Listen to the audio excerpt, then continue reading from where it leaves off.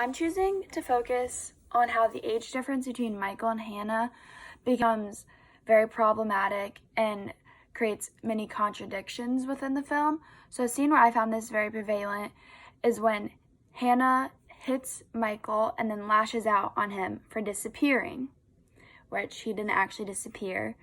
He left a note for Hannah, but she claimed to not have read it or claimed to have not seen it. So Hannah acts like this because she looks down on Michael and abuses his innocence from being years younger than her. This is interesting because this is also the scene where we find out Hannah cannot read or write. So she was unable to read his letter, which is why she didn't understand where he was.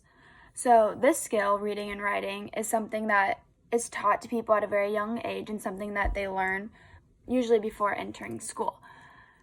So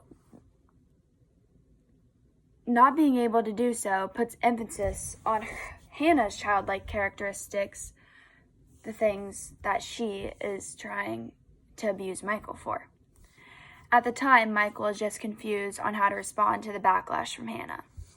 He demonstrates no power in the relationship and allows her to dictate his emotions, something that isn't a quality of most healthy relationships.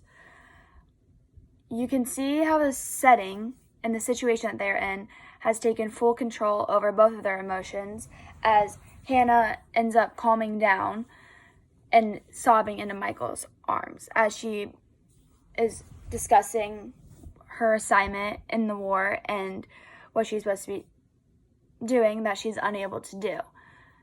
So this is an ongoing pattern throughout the relationship as Hannah usually dictates Michael, but also finds that it retaliates against her pretty often, and she decides to latch on to him again and is focusing on his innocence in the whole situation.